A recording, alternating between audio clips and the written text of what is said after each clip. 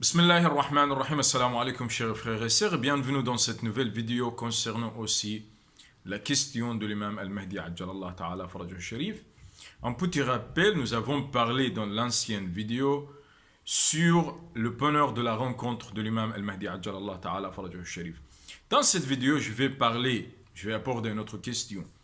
Je vais commencer par ce verset coranique sur la An-Naml, verset 62. Allah subhanahu wa ta'ala dit, Bismillahir Rahmanir Rahim, ô lui qui répond aux nécessitaux et enlève le mal, et vous fait les successeurs de la terre. Toujours, nous avons deux avis.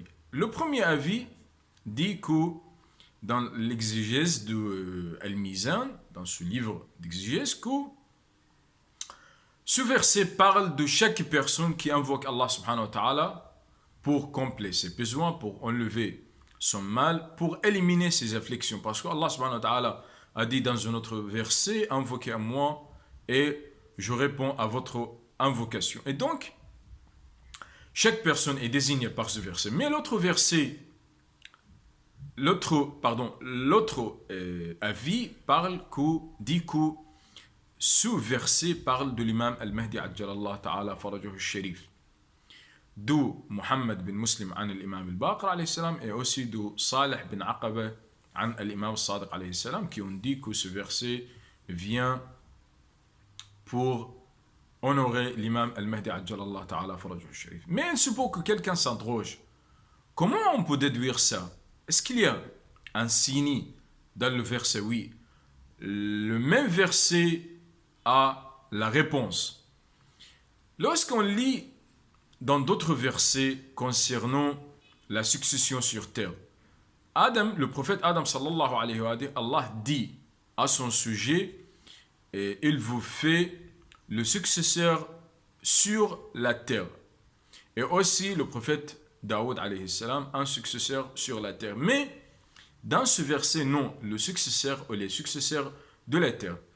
Et chacun de nous, si nous voulons appliquer ce verset sur l'homme, on sait très bien que l'homme, c'est le successeur d'Allah subhanahu wa ta'ala sur terre, parce que Allah subhanahu wa ta'ala lui a donné toutes les capacités et tous les privilèges pour exploiter cette terre, et chaque homme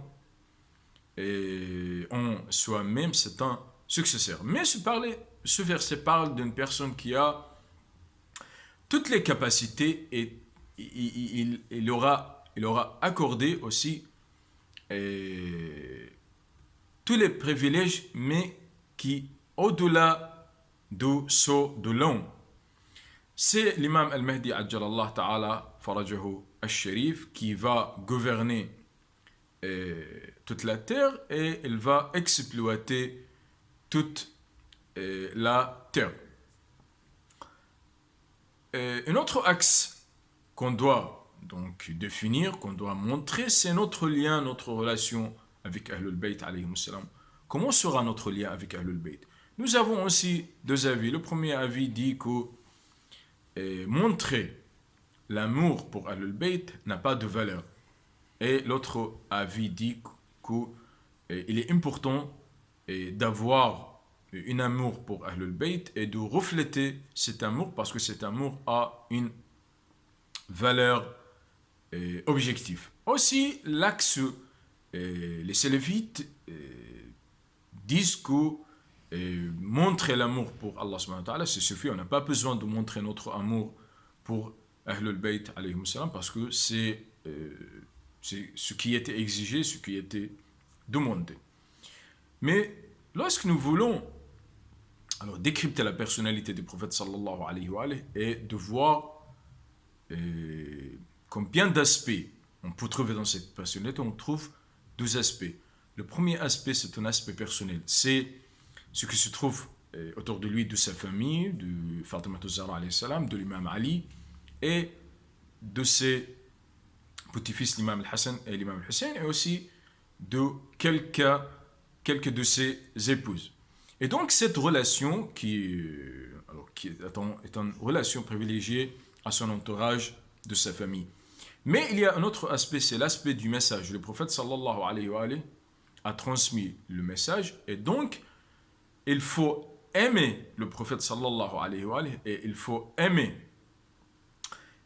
Ahlul Bayt alayhi salam, ses descendants, pour la transmission du message, pour nous guider, pour nous orienter vers la vérité et pour éliminer donc toute l'ignorance qui a dominé la période avant son avènement. Et donc, même aussi, si nous ne voulons pas séparer les deux aspects, nous aimons le prophète sallallahu alayhi wa alayhi aussi pour d'un amour, comme on dit, l'affection, parce que Allah subhanahu wa ta'ala a dit sur la bouche du prophète: si je ne vous demande aucune rétribution pour le message, sauf que montrer la bonté envers mes proches, envers ma parenté, et c'est l'amour inné, l'amour de l'instinct, parce que le prophète sallallahu alayhi wa alayhi représente l'homme intégral qui a à lui tous les privilèges ont été accordés, c'est pour cela on l'aime. Et aussi, dans un autre verset, si vous m'aimez, suivez-moi pour que Allah, si vous aimez Allah, suivez-moi pour que Allah aime. Et donc, aussi, le sens de la bonté signifie qu'il faut agir pour montrer cet amour. Ce n'est pas donc avoir l'amour à l'intérieur de nous sans refléter cet amour, sans agir pour montrer cet amour, ça ne fait rien, parce que la bonté signifie c'est d'avoir l'amour et d'agir et de pratiquer et de traduire cet amour en des actes, de vrais actes, pour dire aux gens que j'aime Ahlul Bayt alayhi salam et je fais des actions et je fais des œuvres pour montrer cet amour. Concernant la question de l'imam al-Mahdi, il faut toujours travailler pour montrer notre amour pour l'imam al-Mahdi ajjallahu ta'ala farajahu sharif, aussi pour traduire cet amour en des actions, pour préparer la venue de l'imam al-Mahdi, parce que l'imam al-Mahdi a besoin de nous.